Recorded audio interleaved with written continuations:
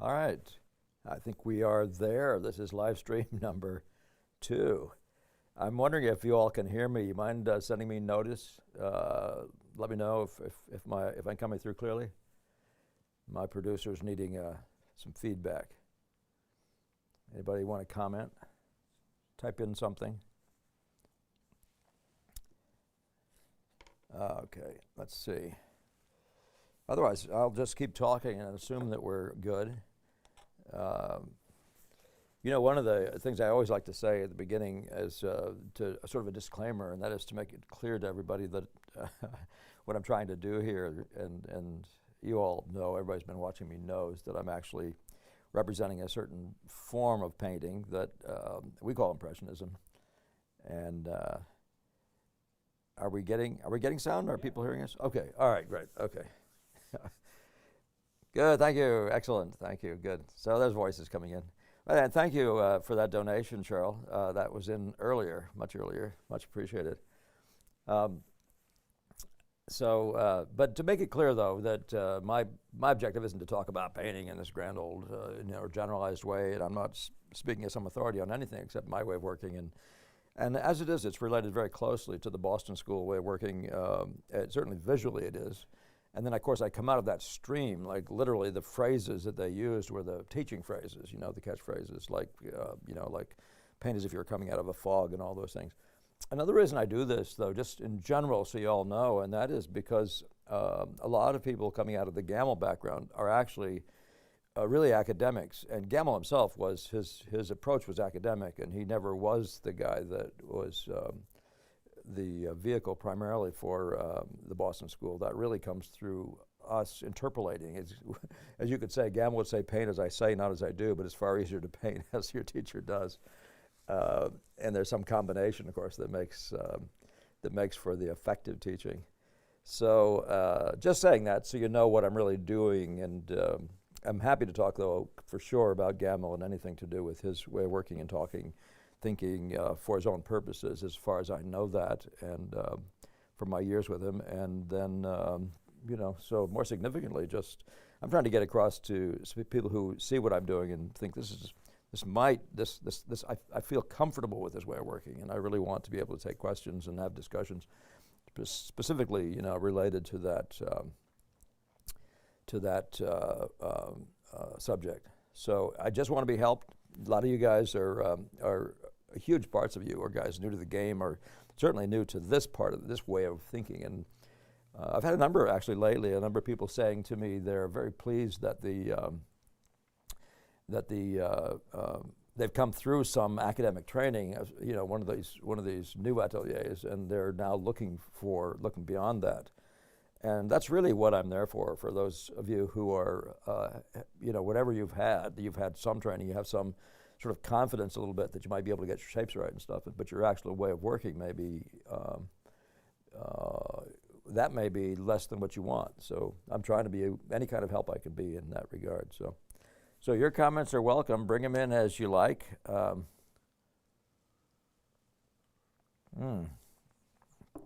Is that Anakin? From Colorado and Scotland. All right. I'll take those hellos. Someone sent me, and I really have to apologize. If you're online now, you sent me something by email, some questions, and I've completely lost them. I looked yesterday. I don't know why I lose content from emails. But one of you put 2 or 3, maybe even more than that, questions to me. So if you wouldn't mind going back through your questions and participating this way, typing them in this way on the program, that would really be a big help. So from Colorado and Scotland. Yeah, I'm thinking that's Anakin from Colorado. Scotland, do I know you? Okay,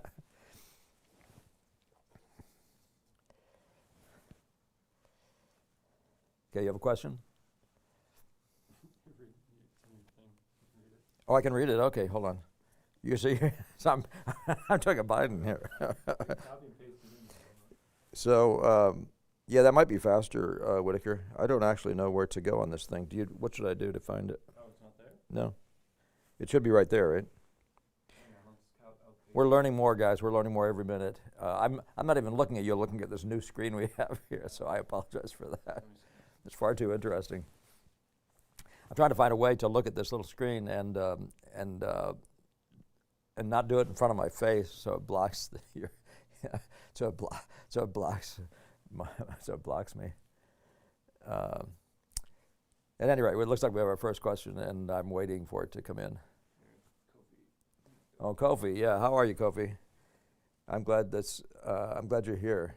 Can you describe your approach to drawing halftones? You've mentioned the terms turning form many times before. Yeah, that's a fun one. Halftones, of course, is everything that isn't in the shadows, actually, technically. You'd say, Gamble would say, if in the basic layout that he received, and it was all Boston School based, he would say shadows are flat, the form isn't. So all the midtones are in the lights. All of the midtones are in the lights. So the kinds of things we think about, though, is, first of all, one of the things that drives a midtone, well, the main thing that drives the lights is the big smash, you know, so you want it to really look like it has, it's like the general mass. Let's say it's a head, and so you rounded up this egg, and this egg has still got to present as if it's the lightest light in the painting, it's got to present as the lightest light in the painting. And then, yeah, Chicago, good, great. I'm thinking I know who some of you guys are, and I'm betting I do, but so if you're understanding the need to have the values right in general, so to create what we call the big smash of light, Boston School term, the big glow of the light in relation to the other values. There'll be darkest dark somewhere in this, but the face will take up a certain light. So there's that thing, right? But then there's the grand egg, you know, and there's that, and it has transitions, right? It has the highest light on it, and it'll go tending toward a middle tone one way, and it'll tend toward a middle tone even to the darks the other way. And you have the picture of what the middle tones do. There's one thing you can say about middle tones is they can just be said to make to make an egg or a ball. It's like a very even gradation, right? It's just steady gradation. But with the human face, you know, there's bumps here and bumps there, and all these different form differences. And so one of the other things that might be useful, apart from just the idea of the big value of that area, which is called the general tonality, by the way. There's a general tonality of the painting, but there also to any area, like my hand here, there's a general tonality to this, and then there are darks and lights all over it. My head has a general tonality. Despite having darks and lights in it, it has a general tonality. And then those darks and lights are made in it in such a way that you don't wreck the general light, the overall sense of the light. But one of the things that you do, so if you have an even gradation that shows no significant deviation, that's one thing. But most round things that we look at are, they have something that you may as well call planar shifts. They have places where you can actually see a shift. Like in my hand now, I bet you can see a shift right here, right? If that were a simple egg, you wouldn't be able to see that. It would be maybe more like that. And so besides looking for the broad, great form, I'm also looking for any shifts where I can actually see, you'll see perhaps a shape where the shift between this value and this value happens. And that's when you're starting to talk about the planar kind of thinking. If it shows a shift like that, it's planar. Kofi asked me something more specific if you want me to talk about that more. And because that's just the general, stuff. I may pull up a picture, Whitaker. Is that going to work out for me? Yeah, go on. Okay. Hold on a second, though. Okay, here he goes. There's a bit about halftones that makes me think his school's approach was to watch as the form turns before your eyes as the primary guide. Yeah. One of the things about the difference between, say, Jerome and his way of handling form, and a lot of the more modern guys, possibly even including to some degree Sargent, is that this feeling of the planar. With Ang, it was always about the egg. It was always about the round. It was always about the great round form. So I don't know what I can show you. Let's see if I can find something that might be useful for us to just talk about this. Actually, this is a good one right here. I'll just pop up. I'm going to pop up a painting by Velázquez. And who else should we look at, right? Who else would we want to look at? I've been given this new technique here, and there we go. Can everybody see that? I'm hoping so. Now, so this painting, by the way, is not this dark. If it's the one at the Hispanic Society, still one of the most beautiful, very, very, very thinly painted, most beautiful heads you may ever see. This guy has a sense of truth that's unlike anything really that's happened up to this point. I'm talking about lots of good painters. But here you're seeing the big, what I call the big smash. I'm hoping everybody can find that. And you hear what I was talking about, where the light is. You can see you see it on the nose here. You can see that the light is, it looks like it's more or less central here. I'm looking at this to this. Maybe the light is more leftward.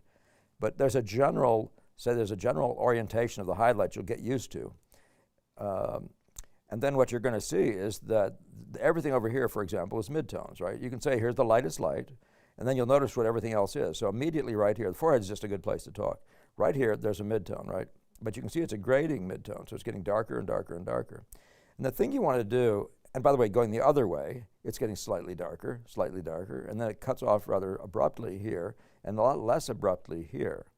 So establishing these loss-tending areas, these light effects, the weak light effects here, and the weak light effects here, or the weak, stronger ones here, will give you that thing that Degas talks about, which is that you want to know when you're doing, he would say when you're doing a line, you want to know where you're starting. And he said anybody who drew a line with that much authority has to have known where he was starting and where he was going to end. Well, that's the same with value movements. So you're looking at your highest light, that's a big deal, but you're starting this value here with this light effect, and it's going to end over here with a lostness. And so that begins to give you information about where it's going to start and where it's going to end, but it goes from midtone to light to lighter to the highest light, and then back down in midtone to the next one, Yeah, and I tend to think of these things at the simplest, broadest way possible. I don't just walk through here doing this bony thing and that bony thing, and if I can blow this on as an egg and it looks right, it's fine. It may not look right, at which point you'll have to break the planes a little more abruptly. So an area like this will tend to be more flattened out. It'll be caused by the form, by that flat area in your forehead. But you'll be very pleasantly surprised that things aren't as complex as they appear. That's they're very effective without all the complexities. And then adding the complexity. So you don't have to paint from spot to spot to spot to spot to get the head right. You really want to paint from the grand forms. But that's the idea. And so this egg I was talking about this egg here. So this egg has a feeling of being lit at the top and getting darker as it goes down. Darker on either side, getting light to the middle. And by the way, you got to ignore the nose. You see how it's getting lighter through here. There's this tendency for the whole thing to be getting lighter through the middle, and then the nose is this odd aberration that sits there. So that's just simply going to be part of that great movement. But yes, you can see also where I'm showing you this is feels like a plane because there's a bony corner, shall we say there. And I don't mean that it's bones. I just mean it's a sudden ending. And you'll see that in a number of places. You'll see that one right there. And have those in the right place, right? That's literally measurable. You say, what proportion is that of this whole thing, right? And so you can see it's something like thirds. Well, those things they matter, right? If you're making a likeness, it has to be like in that way when the person's in the correct pose. So that's that, okay? And let's see what the next question is. You can bring me back, Mr. Producer, if you're good with that. And I'll just exit that. All right. Do I have suddenly? I've got a I've got a description of a movie here. England, Romania, Sweden. This is beautiful. You know, I started taking some Norwegian lessons after watching this movie. What was it? It was a Norwegian movie, and I just loved the sound. And I was listening to it with subtitles, and the sound was so nice. I thought, this is amazing. Of course, that's a bit of my background. I don't know if it's a quarter of my background, something like that, is Norwegian, but that's great. England, Romania, though. Do I know who you are? I think I do. Yes, I do, because I've mentioned to you about the Pastor Wurmbrand. Yeah.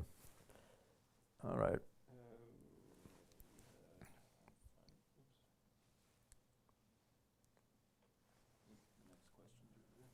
All right, good.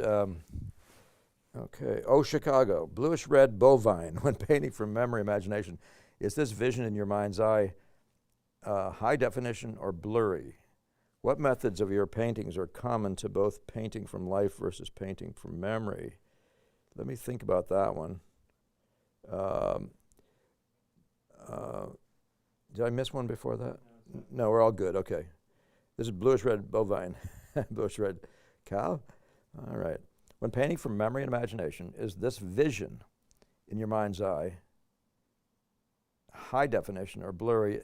You know, the vision, that's one of the misnomers about conceptualizing. It's perceived, it's felt, it's not, I don't see it in focus or anything like that. I just see it in some sort of a disposition that I can't even explain to you. It's just the same thing as if you're looking at a figure. If you actually have to see all the little pieces to sense the gesture of the figure, you're probably going to not have an encompassing sense of the figure. So, yeah, and I'm trying to think of one. I wonder if you looked at one in particular. I think I showed you one with it where I was trying to do a dragon and a figure. If you looked at the most recent drawing one, I show a dragon and me trying to figure out a dragon's head, and then this person was trying to throw a spear into the dragon.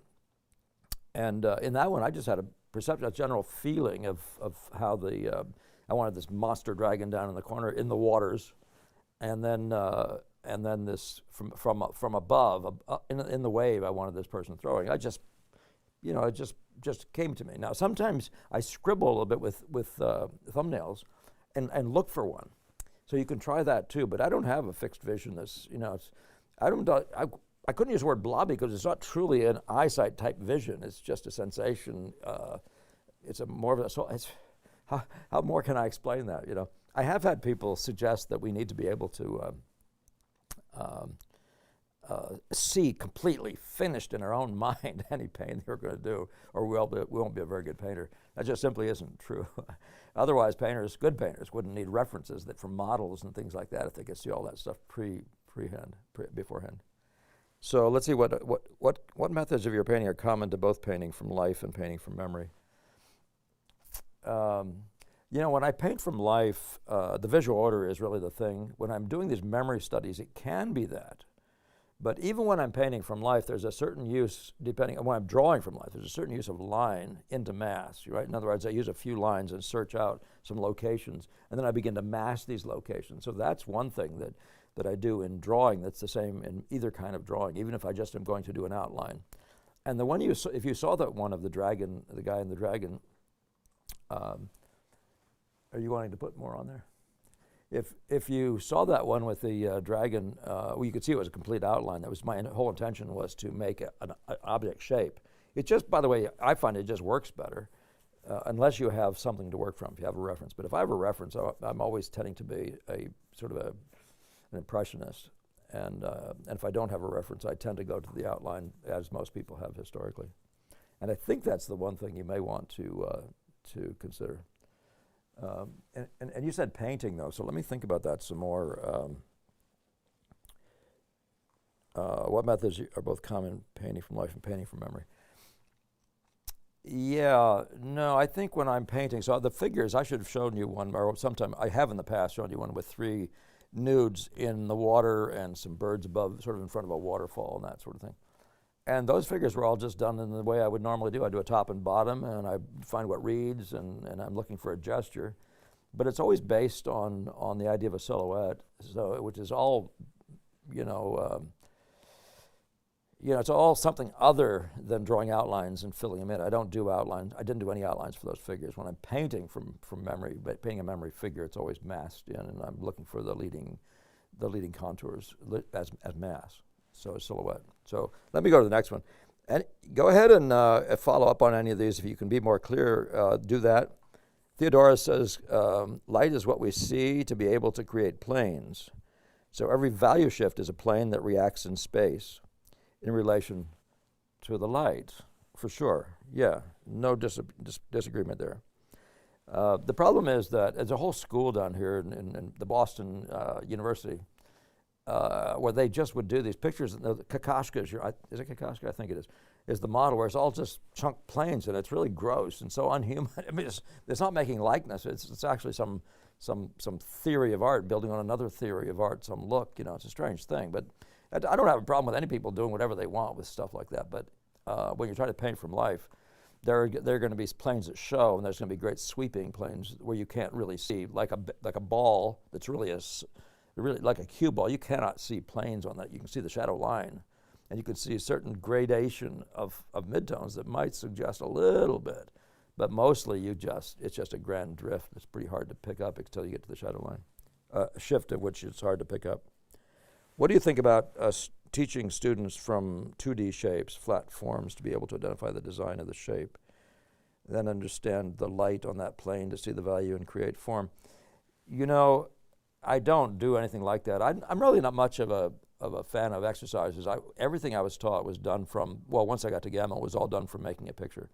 You set up a still life, you frame it, as say you do a drawing and find the frame, and it's full of these shapes. But in the Gamma world, it was all about shapes, though, so you had to make the shapes. So the art is to learn how to see shapes as if they were two-dimensional, and the way you really get there, most with Gamma's kind of training, is you got a guy come in the room and say, no, the shapes are wrong. And they'll say, don't you see, the width to the height is wrong. And they will try to encourage you not to see the width of the actual object, which may be sitting sidelong, not to see that width, but to see the apparent width to the apparent height. And that's the art anyway that you really got to get good at. So, shape being shape. You're going to run into flat things all the time, and there's no reason not to do them. I mean, but what I say, if a person is simply having trouble with seeing flat shapes and getting the proportions out of flat shapes, create your own exercise. Don't feel like, for me, I wouldn't want to be taught that way. I mean, and I say that. I've had students before ask me, could I give them some exercise? I suggest things, but I don't work from the exercise model. Just don't do it. I suppose the thing is, when you need to have something missing, like if you're not dribbling the ball well, if you're a basketball player, then you have to literally just go out there and go up and down the floor over and over, dribbling the ball until you figure out something, right? But just do it a lot, right? And that would be the same thing with anything if you're not getting flat shapes accurately, the proportions and that sort of thing. Because the flat ones are easy, right? That's relatively easy, and you should get past that pretty quick. I think you just deleted Theodore's questions. Oh no, how did I do that? Do you have to put them back on here, or is they just gone and gone? I don't know. I think you might have pressed something. I'm not sure. All right. Maybe not. I don't know. Can you talk about cutting edges, particularly these aspects? I think you're going to say some more, so I'll wait for that to come in. Kofi followed up with, thanks for your answer. Recalling your last video, do you ever consider the overlaps of outer contours on the figure, or would the contour be as effective if it was a completely continuous silhouette? That one you better rephrase. I don't think I understand what you mean by that, Kofi. And my last question is, do you think there's any way your visual order can be applied to pure invention? Yeah, that's what I was just saying to the other person on imaginative paintings. I use that when I create figures, and that's one of the videos somewhere back there. I actually show this little sort of waterfall and 3 little figures where I was just doing this experimental thing with a waterfall painting that was really not going anywhere, and I decided to use it as background for some figures. And but that's what I do, my way of working, and you'll see that, as I said before, if you look at Sargent's El Jaleo and some other stuff, you'll see he's oriented. He does do scribbles and drawings, but I know that when he gets to the paint, he's ignoring those things and working now from the silhouette, the reading silhouette, and doing a lost and found approach. Yeah. So yeah, how to explain that in more depth? We'd have to be looking at something in particular, and I don't know that there's anything I could look at to get you there. You're very welcome, Gabriel. Thank you for the nice comment. Are students typically relieved or discouraged to learn you don't teach or encourage the side size method? Relieved and intrigued myself. Cheers to all your listeners. As much as I find side size a distraction, and worse, I mean, I say in the sense of you really have to learn to see relationally. As much as I say that, there are any number of people, including Bob Hunter, would insist that it gives students a certain kind of confidence. Maybe it just gets them a familiarity with what something more or less true is, more than they've been able to say before. Maybe it just gets you to say, objectively speaking, could we not say that such and such is so? But what I've found is that in terms of side size, there is no objectively speaking. If you think this size is going to be over here, you're not learning how to see. Seeing is learning to see relationally. So when you, but if you say this size to this size, and I'm going to get this size just right to this size, you can learn that, and then you can try putting it over here, and you can look back and forth to see if the relationship feels right. And that's the only use that I would suggest to you if side size is really good, right? That would be where you can actually take something you just put down, and you can see it side by side. Not the size of it side by side, that's not important, but the proportions of it. Now that you've made your interpretation of those proportions and placed it on the paper, you can now look at it side by side. So, and that's what we actually do with students to some degree. We have people paint so that they can move their painting back and forth into a site size location. And so if you're not getting good relationships, that'll really show up as soon as you push it into a site size location. But yeah, that's, yeah. I don't know if people are relieved, because I think, I talk about cheap grays from time to time. The side size gives you that sense that you can draw, and it isn't drawing in the same sense, and it doesn't get you to the same place. That's it, doesn't get you into the relational world, but you really want to be in to be a good painter. Painting is all relationships, and the idea of seeing by definition is seeing relationally. That goes way back. That's everybody talking, So, all right. So, am I? All right. But you said there was something before that I wiped out. Is that gone for good? Don't worry about it. Well, you said particularly these aspects, Mr. Helgamo. How are you, Dan? By the way, nice to see you on here. Can you talk about cutting edges? So, what he means, I'll just go ahead and show you this painting by Velázquez again. But when you're talking about edges, you're talking about this joint right here. We're talking about cutting an edge. So you have red paint, the lighter tones, so we draw with the darks. So you have this wet paint here, and you're going to come through, and you're going to have this color here. You're going to have sorted out these colors so they feel like they're going to do the right thing, and then you're going to bring them over and test them, and cut that shape. And somebody who's skillful can make these shapes look fluid, so it feels like nature. Other people, like, and some of the times even in the Bouguereau stuff, you'll find that there's a line showing in there where you're hanging on. You just paint this color and paint this color, and you have an actual line, sometimes a pencil-like line stuck in there. But edges, there's a beauty to the edge relationships in a painting, and edges are like any other aesthetic phenomena. Sometimes when Alfred Stebbins might say something like, by the way, Stebbins is a very good read, and if anybody wants them, I have maybe 150 of the quotes from his stuff that you can have from me for nothing. Just ask for it. Just email me and ask me to give you that. But he makes a lot of really interesting comments. Alfred Stebbins was apparently the guy who taught Degas most of the best stuff, as I take it, what he knew about painting itself. But he said that you need to be able to look at a painting with a magnifying glass. And some people think that means you need to put a lot of fine detail in. No, what it means is that it should be beautiful, even when you look up close at it. And edges is one of those things that can look really ratty and unprofessional and that sort of thing. So, but the only thing, I just found that a wet-looking edge, that's one that feels like the transitions is just nature itself, and not where you can see paint clumping up and that sort of thing. That's going to be a more beautiful presentation, especially for an person who's painting the visual impression, the feeling, the look of nature. You're going to want that. So, but the only thing I can say that I know is that you really want to paint your lights first, draw with your darks, but when it doesn't work, and if you find a better way of getting your edges to work, just paint from the other side. Don't follow any rules so strictly that you don't get a good wet quality. Something else that happens, people try to fill in middle tones. Here you have a dark, here you have a light. And people try to fill in this thing like a coloring book. And before you know it, you're not handling painting well. So I try to get students to lay in a big fat middle tone here and get that going right, and then come back and draw with your darks again and get that beautiful edge quality, both in the transition being right visually, and in the paint quality being a nice wet into wet transition. But so the same thing happens on this side. If there's a middle tone here, you'll find on this side you'll find this note. And you come over and find this beautiful soft edge, shall we just say, right there. And you'll be drawing either of these back and forth. You draw the light into the dark or the dark into the light. But that's still an edge too, even that sort of thing. And you have to be able to make these transitional edges nicely. But you can ask me more, Dan, if you want to. Let's get you out of here.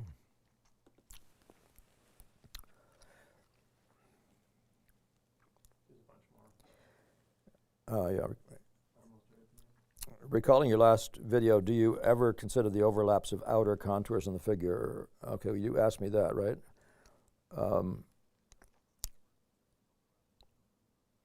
There are times when you're drawing particularly that if you don't have the contour down the side of the figure that's at uniformly the same value all the way down, when you're drawing the look of nature, I'm talking with a charcoal drawing when you're actually studying the exact look of nature.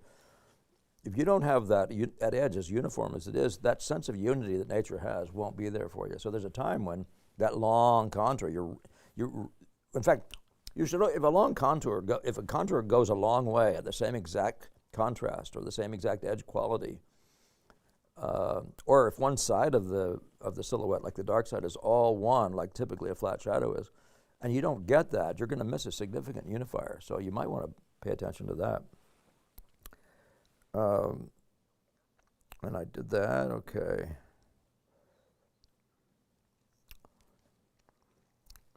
Hi, Sam. I think I've seen your name before. What is your opinion on anatomy? Every sergeant painted very impressionistic, but you can see a fundamental understanding of the figure. There's more than just impression and the visual order. You know, when you're painting from life, you have anatomy right in front of you. You have all the anatomy you need right in front of you. So, but that doesn't mean I'm going to tell you shouldn't study anatomy. But the point is, you don't paint out of your head. So it's like, you know, if you get your angles right in a still life, you're going to have the perspective. But if you paint from perspective, I find that students don't get the angles right. It's the dumbest thing. But painting from anatomy may conflict with your ability to express the truth the way it appears, right? So if it doesn't, though, there's no problem. People should know everything there is to know in the world you're going to be primarily in, right? But the most important thing about our world, though, whether it's anatomy or plants, or whether it's the hillside or the clouds, the visual impression is the same. It's the color relationships, the value relationships. You could say the whole world is a color values spots world, and what happens where they meet. All those things are what make up the anatomy on the body. So what you want to get first really, really scientific about is what's the very nature of this stuff visual that you're then going to make the anatomy with. But but on the other hand, though, when you're painting imaginatively, and you'll hear me say this in other videos, when you're working imaginatively, it never hurts to have anatomy because you're painting out of your head. Painting out of your head, what do you have in your head? And that's where I've said before that I found the greatest value was spending 3 years in front of the figure, just 3 years every day, all day in front of a figure or a portrait. It was a huge, I just loaded an anatomy into myself, right? But it's the anatomy as I saw it. And of course I was being told to look for things like joints that show, things like that. And there's always spots on the figure, large rolling spots, and then there's these points. David model was joints and rollers, and literally joints and big, long, talking about anatomy. But no, I would never say run away from any of these things. They're all great stuff. Did my words go away on this? I don't know. Oh, there we go. I think you accidentally put Theodora in timeout. I did? Somehow. Theodora, sorry about that. I didn't mean to put you in timeout. I'm trying to figure out how to undo it. All right, my guy's working on getting you back out of a timeout, Theodora. Okay, so Kofi is clarifying. My question is somewhat related to Sargent's drawing the longest line. Is there a benefit to drawing a continuous line rather than one made up of multiple overlapped lines?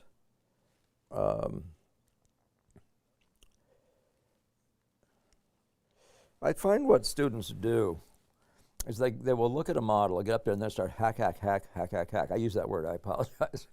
But there's no memory involved in it. And what I've found is when you're trying to draw a long line, there's going to be a continuity of these bumps. You're going to actually see the relationships of 3 bumps if you can run the line for 3 bumps. And I find a huge value in that. So, but there's also a value to a floating line, which is when you put a line down there and you put another line at and leaving a gap between them. And that's particularly like when you're talking about getting to the tip of my fingers down to my elbow. You can put a notation out there, say where this curve is going to be. Then you're going to make a notation down here and get the angle right before you throw that line. And that's just following the Degas model. Anybody who's going to draw a line with that much authority must have known where it's going to start, where it's going to end. So that's always there. But I understand your question. Is there? That's the benefit I primarily see. But multiple overlapped lines, that I don't know, unless you mean, see, when you're making a figure up, I think I showed you on one of my recent, on my drawing one recently, yeah. I show you, you can see where I was trying to make up a figure out of my head, and so I was just throwing this line after that. I was trying to put down a line that didn't feel right. I tried a different line. That's a search model, that's a searching model, and that's the only way you can do it. So I'm not sure that's all you meant, but that's some information. Thank you, Ganbaru. Nice. Hey, Agam, how are you? All right. It's okay, no worries. Thank you, Theodora. I hope you don't think of me as Dr. Know-It-All. Oh, that's you. Oh, good. Oh, good. He said Dr. No. Thanks, Paul. No, you're the Dr. No. Very good. I like that title.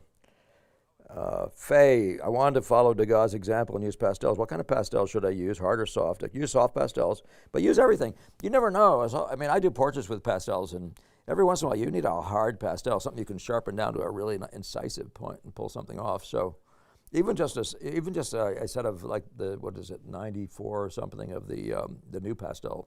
Those are good ones, but really the soft pastels are the ones. You can do so much more with them. And I do recommend using a sanded board because you can get more skins. You can get almost the equivalent of what a painting has. You can get to 5 skins and still have tooth left. It's, when the stuff starts falling off, and by the way, you should follow the model of Daniel Green, and that is to keep tilting your canvas forward, your pastel board forward, and flicking it with your finger and knocking the pastel dust off. So it's going to fall off anyway, and you don't want it sliding down over whites on a painting. So that's a model to keep in mind too. But if your last notes are getting built up and built up and built up, the likelihood is pretty good that they're going to start falling off. So there are times when you may have to brush back. You can brush with a soft brush. You can brush back deeper into the sand and to the grit and get yourself another extra layer or two. So things like that. But use soft pastels and initially just use one of those 180 sets of Rembrandt or Grumbacher and get you started without the huge expense. And then the Senneliers and so many other really nice ones out there that are available for a fortune. My routine was by some chance I had 2 of those sets of Rembrandt and a Grumbacher, so at the 180 level. And then so what I did is I just started filling in with all the others with the Senneliers. Sennelier makes uniquely good darks, and you'll find that with different companies. Some of the soft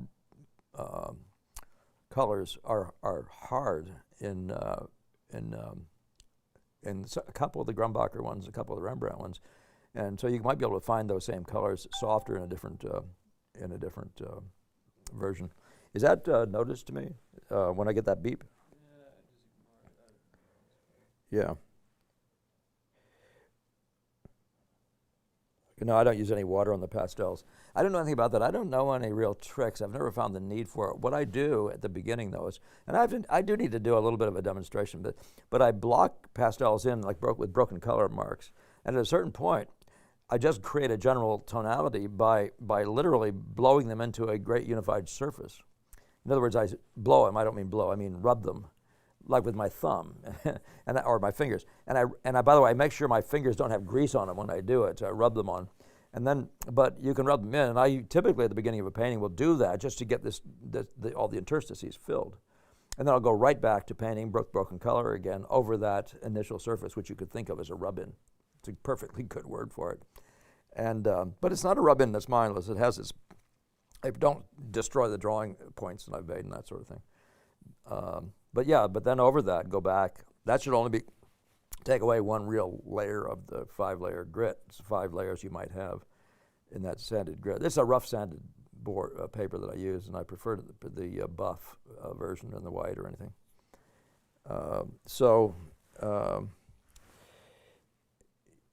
But no water. I said I just prefer the simplest is the best. That's just me.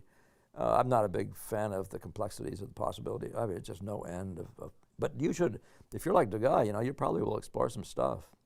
I think the initial layers for sometimes with him were lay-ins and things like that, and there's evidence that he also would do something like fix them in some way and then go back to working on them again. There's all kinds of things you can do.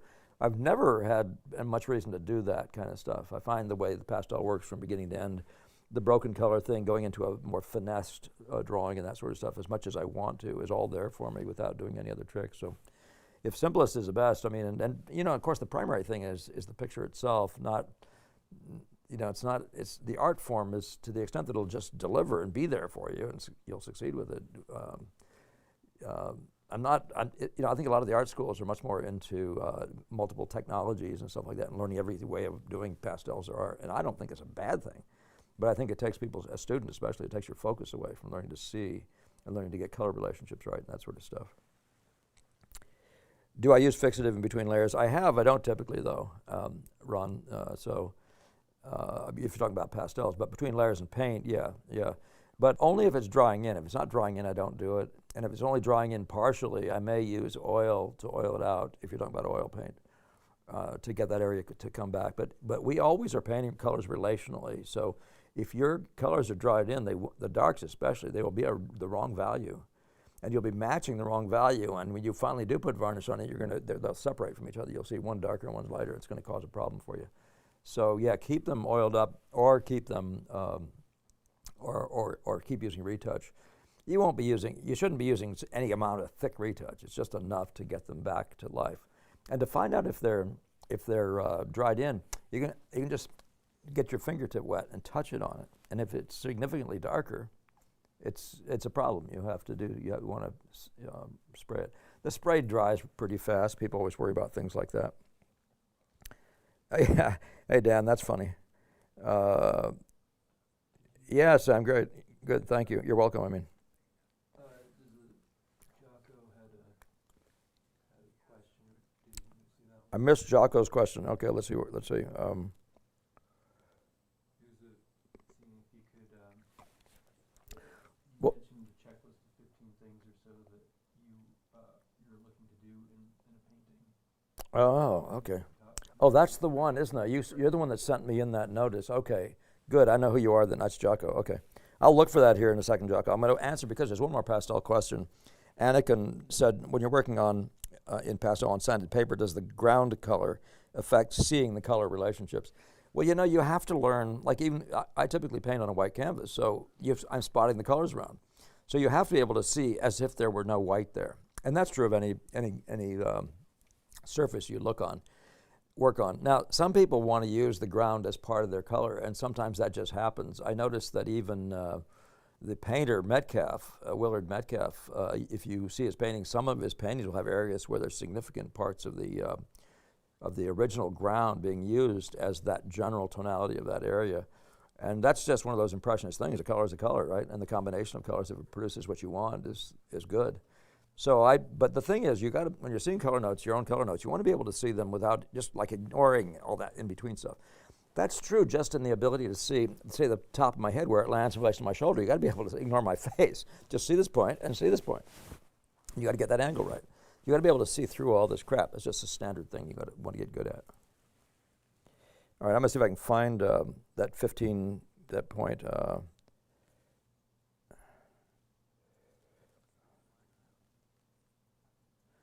Kevin, that's really sweet. I don't mean it in the wrong way. What do I have to do here to get this? I've lost my screen again. There it is. I've got it. I've got to learn to keep this over here so I'm not blocking my face, don't I? I appreciate that. Really, I'm hoping it's helpful. And anytime you guys want to show me some before and after stuff, I'd really love to see more of your development. And it might give me information about things I might say or might say better. And if you throw that, of course, with questions too, points too, that would be a lot of fun.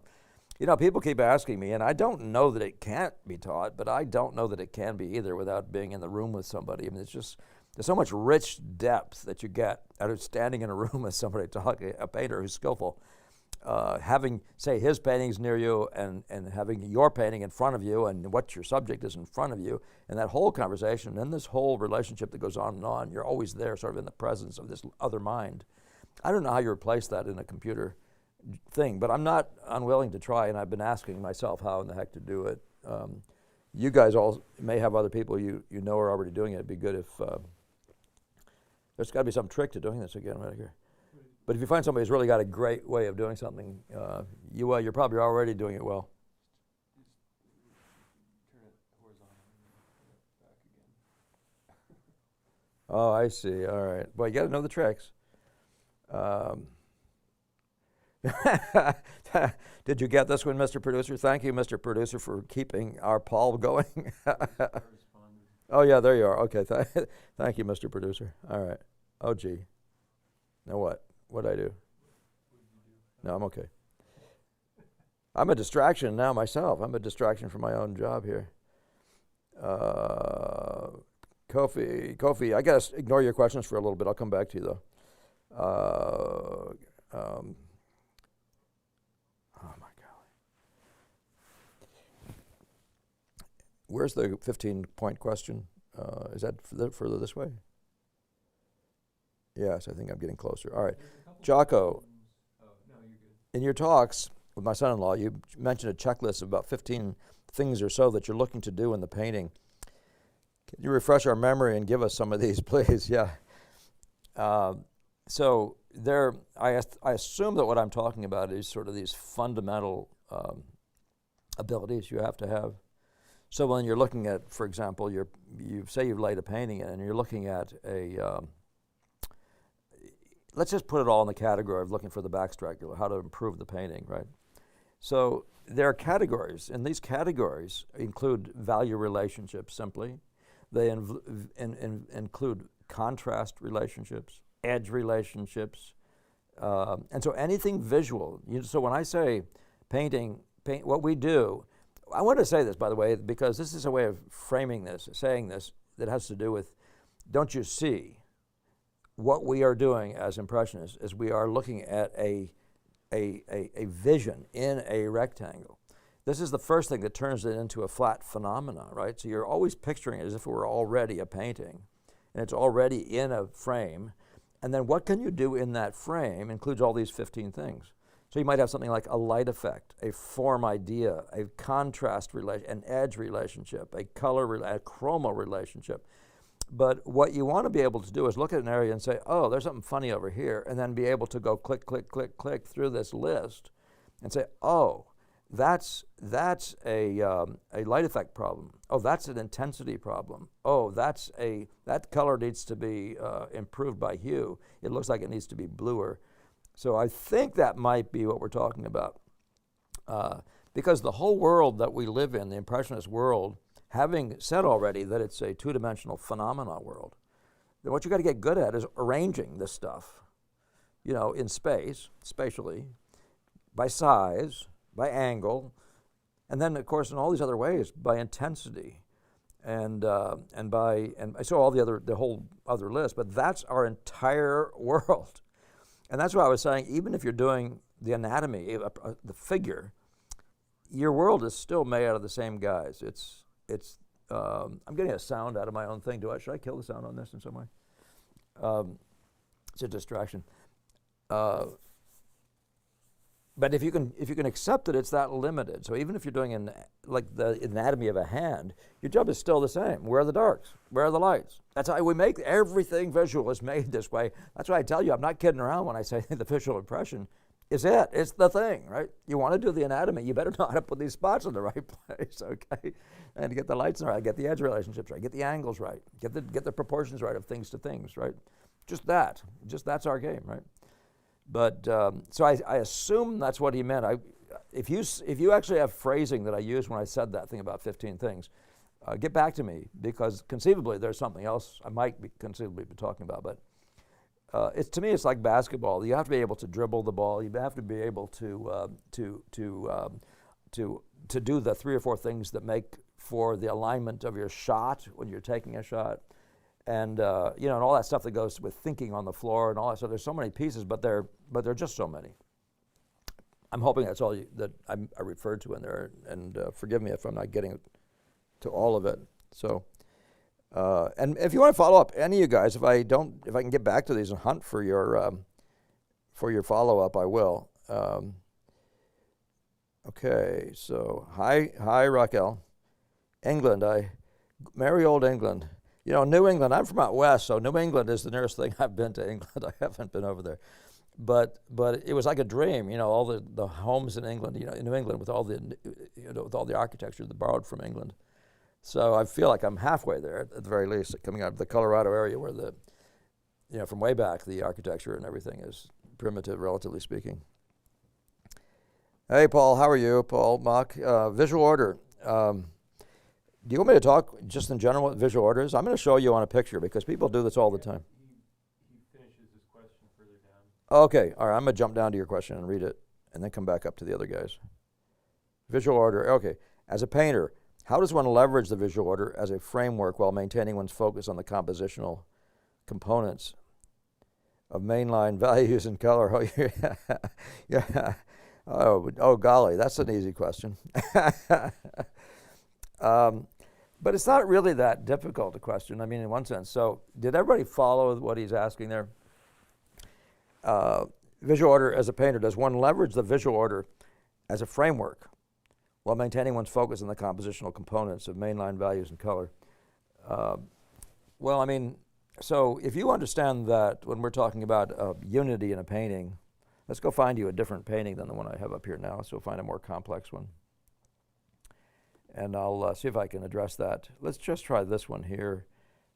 I'm going to say for no reason except it's a little more complex as a picture without getting exotically more complex. But you might argue in this painting that the main line of this picture is this thing traveling through here, right? Now, you can, so there's the visual order, is that the strongest players in this picture are right around here, and then there are gradually lesser, and then way less, and there are massively lost areas. That's what we mean by visual order. And I don't think you need to get worried about it. I think what you really need to do is just look at the painting as a grand whole and just ask yourself, what is the grand gesture of this painting, which is fundamentally what we mean by the main line.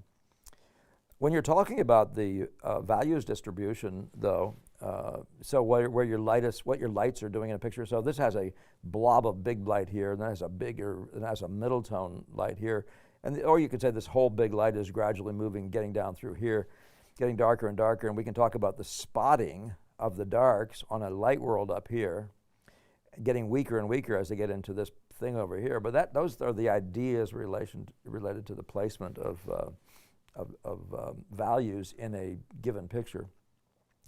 You see the distribution of these lights in this dark area, people who don't know what I'm talking about. You see the darks up here in this light area. They are the feature, right? That's the event. And down in this dark area, the event is, as it were, the lights, right? The light spots. But I think what one wants to do really is just take it as it comes. The visual order is what it is, and the main line and other aspects of the composition are what they are, and I would not try to force them into each other. So often, when we're working in composition class, people will, when I ask you to get a really nice picture of the woman looking like she's playing the cello, get her to look really good. This is an imaginative painting, I would say. And I said, that's the first thing. Don't be sitting there being confused by having a main line. Don't be thinking about the main line. But these things will all come together for you. But just get a really intriguing abstraction here, and that you like, fun to look at, and sort of hangs together in some way, and tells the story and all that sort of stuff.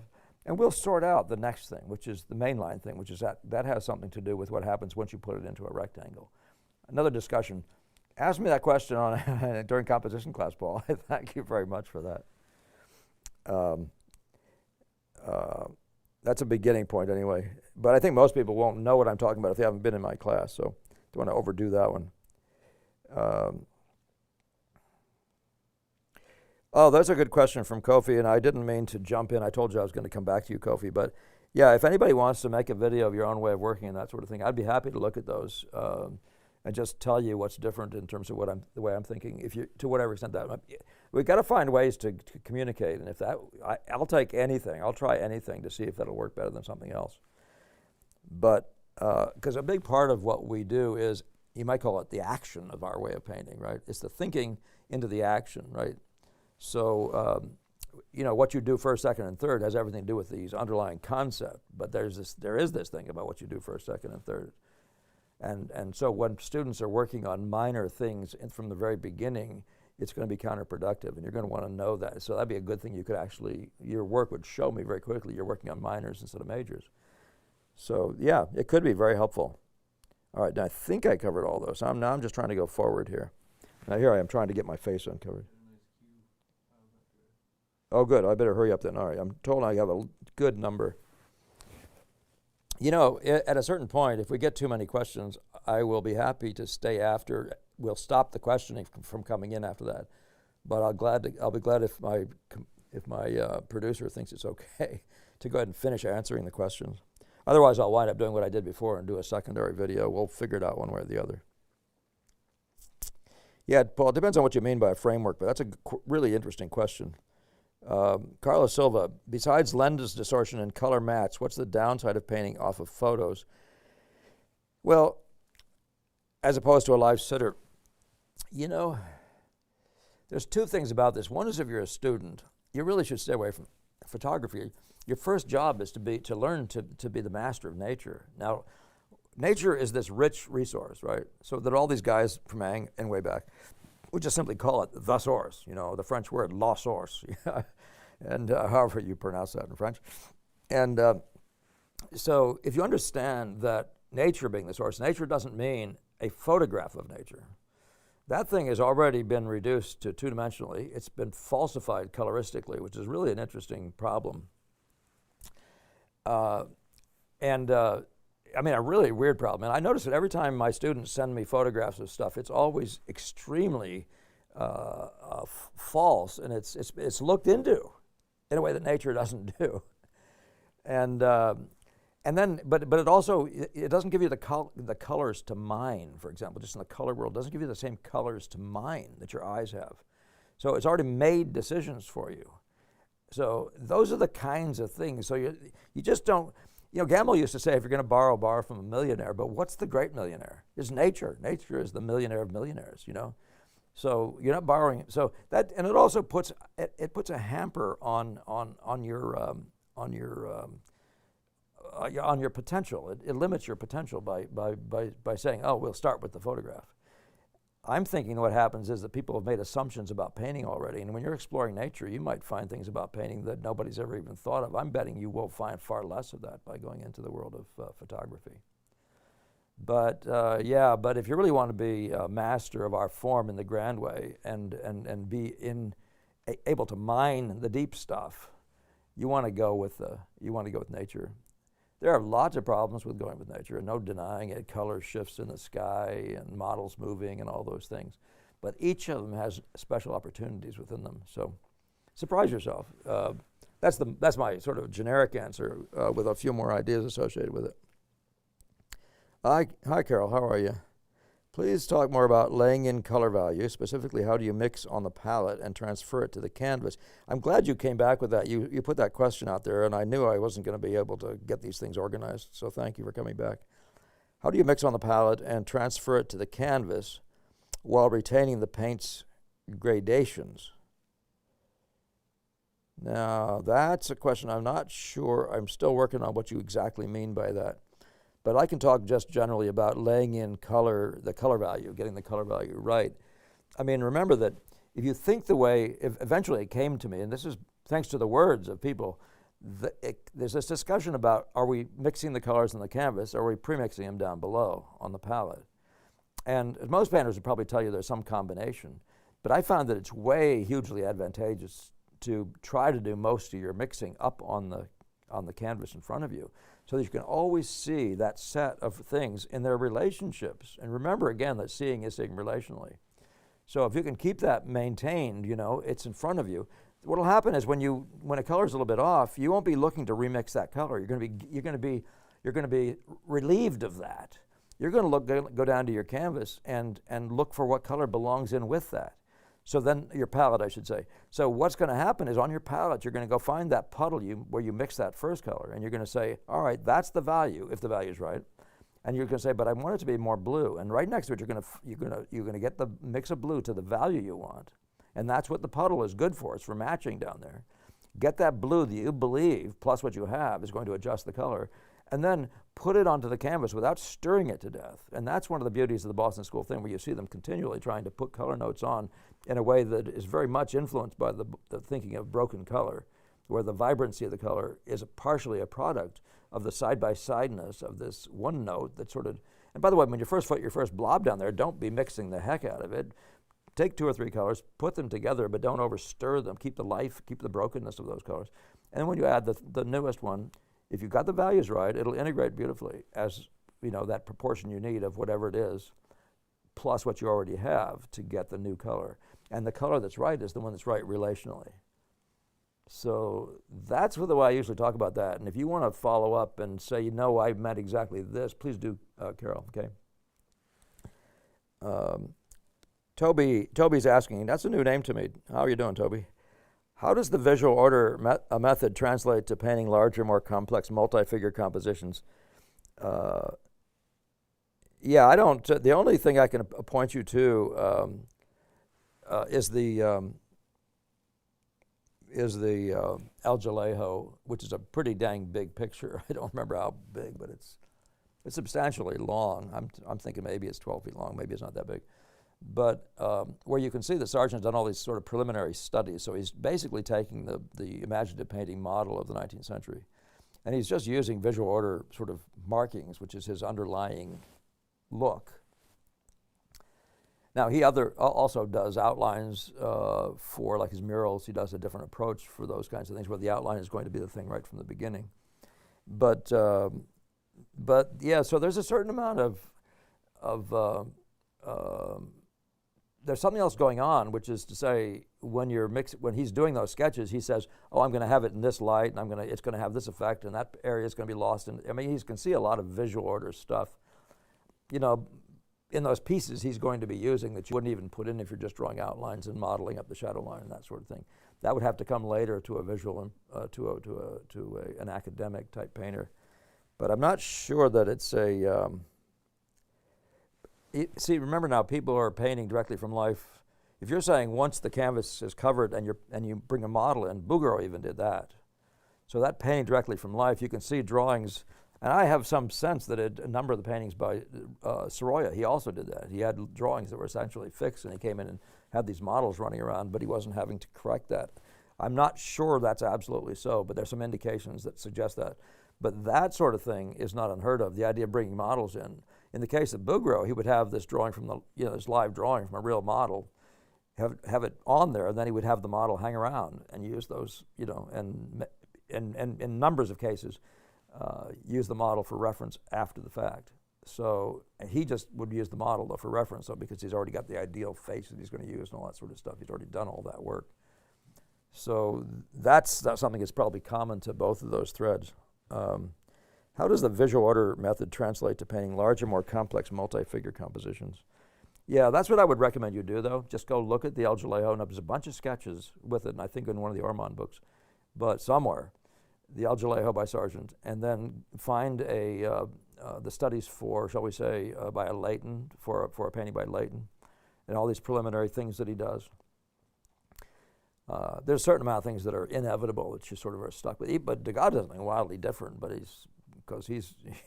he starts with nature, and then he moves himself further and further away. So he starts with drawings literally from life, then he's building his imaginative paintings on those, but he's not sticking to that. He's actually moving away from that with the influence of the beauty in the abstract is far more important than the accuracy of the noodling of some nostril or something like that. But you can see how big his work is. So thank you, good question, yeah. Good, Anakin. Good. All right, what else am I missing here? I'm missing one. Here's, if only we could have had such a platform to communicate with Michelangelo or Da Vinci, wouldn't it be nice to get into their heads? I want to encourage you all to do one thing, and that is to do the things that you must do. Try to become a good painter. Do the things you have to do to become a good painter, but keep looking at the great masters. Don't be looking at every other thing, and don't be looking at your neighbors and all that stuff. Just really try to get yourself, do all the right things, study nature. I mean, literally, do your cast drawing, do all the things you're supposed to do. Do still life drawing and painting, and do it with accuracy and all these sorts of things, and do all your basic work. And keep trying to make good pictures. I mean, that was one of the beauties of the Gamma model was a picture painting studio. But do this work, and one day you're going to look up and you begin to know the mind. You're going to be in this mind. If you're studying what I have, you're in a particular mind. But being in a particular mind enables you to see a little bit better into the mind of these other painters. So don't assume that you're completely lost that way. But get yourself deep in one way so that you have some idea what deep is, and what other minds, they aren't doing this, what are they doing then? Because the stuff we work with is the same. It's still shapes. It's still, we still have objects in front of us. But so, yeah, I just encourage you to keep on I remember thinking to myself just yesterday that, and it's just an old thought that there were times as I was a student feeling rather hopeless, like you don't see the future in this. You just don't see it. But I was too stupid to stop. I just keep on struggling and try to do better, And, but you know, these dead spots come where you just think, man, this is taking forever. I remember saying to Gamble once, I think I've mentioned to you all before, I said, I'm not sure I'm making progress. And I probably did it after a year. It's kind of embarrassing. To any teacher to say after a year, what have you, but he said, look, just take your drawings that you've done so far, line them up on the floor chronologically, and you'll know the answer to that question. And of course I did, and the answer was totally obvious. I was way more knowledgeable and way more skillful in a year's time than I had been when I arrived. So you can get past that discouragement. Did Gamble invent the visual order in his paintings? No, that's a Boston School idea. It's actually technique-based, the visual order. Gamble was doing what everybody else was doing in the academic world. His model really is, and his frustration was that there weren't people around, like a Jerome or people like that could tell him exactly what they did. And it was very frustrating to him. And he did some digging around, talked to some people, Cornier and a few other people out of the European background, and I think he may have even had some communications with Blanc, Jacques-Emile Blanc. But some other people, though, that specifically were working on mural-type stuff, and not finding the answers he wanted, but it was the mural stuff, meaning based on the academic outline into drawing sort of model. And Gamble never left that model. Gamble made some attempts to do landscapes and stuff, but the Boston School guys are literally ordering their painting along the lines of blur your eyes and see what's important and articulate that. See big and get all the color values out there at once. Get this whole world starting to operate at the same time. Gamble wasn't doing that. Gamble would draw a figure, and he'd draw all of his figures. He'd draw the background. He'd put the figures in the background, and he'd paint them in. I mean, that sort of thing. Very different model. So just so you know that, so you've heard that. Let's see if there's more to that question the way you said it. Did I just lose my place? There we go. Oh, what? I think you nearly caught up. Oh, I missed it. Agam, yeah.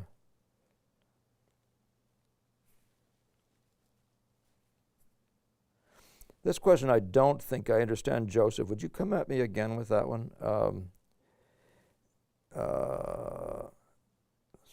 Yeah, some of you guys are, yeah. Joseph, can a small detailed painting be too difficult, too detailed to spot versus starting with an underlying drawing? That I also don't fully understand what you mean. Want to run that by me again? I'll come back to you. Agam says, what do you look for in fast studies when working wet into wet, particularly with the figure? I had a model session lately, and I tried to hit notes but kept thinking with line. Yeah, well, you got to know which world you're going to be in. If you're going to do a shape study, just stick with drawing and leave the paint out of it, I would suggest. But if you're trying to paint, if you have speed's the thing, and it's always about the visual impression. Blur the heck out of your eyes and get those 3 or 4 top players right in relation to each other with the value notes associated with them. And the world will start coming together. The essential thing, this was referred to from time to time, our way of working is referred to as a sketch modality. And you can see why that would be the case, because it has the same content as somebody who's trying to work fast. But there is an alternative way to do it, and I think I showed you in the last drawing study how I did these little ducks, or ibises, and you can just see my lines, it's just pure cutout outlines. And they weren't very lengthy. I don't think any of them took more than 3 or 4 or 5 minutes, maybe even less than that. I mean, nothing. So one more question. I have to. Let me just grab this question first, Mr. Producer.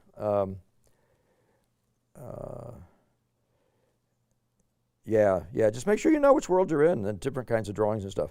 I'm going to take this one question here. I can't do that one. I don't really understand that. So light over dark, where lighter tones may be painted into darker, lesser value contrast, or even paint out a light over a dark area. Oops. I keep losing my location. You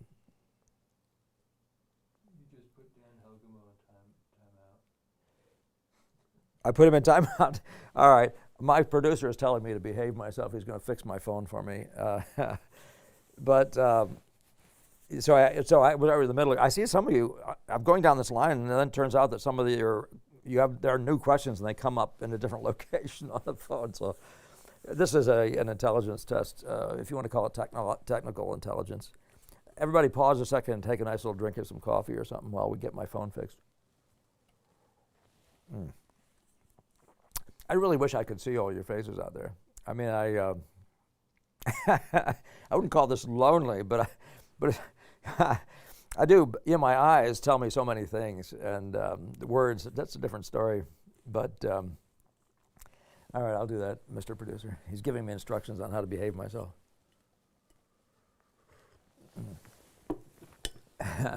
By the oh, this is juvenile. Yeah, it's okay.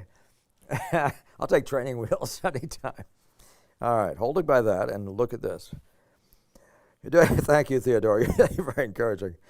All right, now you say, can I get Dan Helgamo back? For 300 seconds, I wiped him out. Sorry about that. I timed you out. Oh, gee, I didn't know you could do that to people. I don't think he lost. Did you get his lighter over dark, where lighter tone maybe painting darker, lesser value contrast? Yeah, that's when I was looking at when I touched him. Okay, Yeah. did you finish that one? Not really. Okay, all right. I'll come back to that when it comes back. Sam. Oh, I did? Of everybody ahead of them? No. His. Oh, okay. Yeah. So, out of curiosity, what do you think of Antonio Mancini? Famously, Sargent said he was the best living painter. There's some unbelievably beautiful Mancinis. I think there's one at the. There's one in particular at the dinky little tiny thing at the Clark Museum in Williamstown. No, he's an astonishing painter, but the one in the Museum of Fine Arts Boston is a total mess. I mean, it just piles of tar. I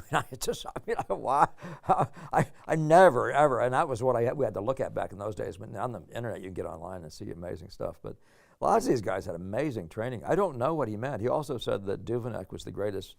What did he say? The greatest American master of the brush, and he was referring to the Franz Hals model. And you know, as much as you can say that, that's a world that I don't appreciate anything like what apparently Sargent did. So I'm not going to do any critiques that way. But you know, painters are their body of knowledge. You know, and Sargent was one of the greatest.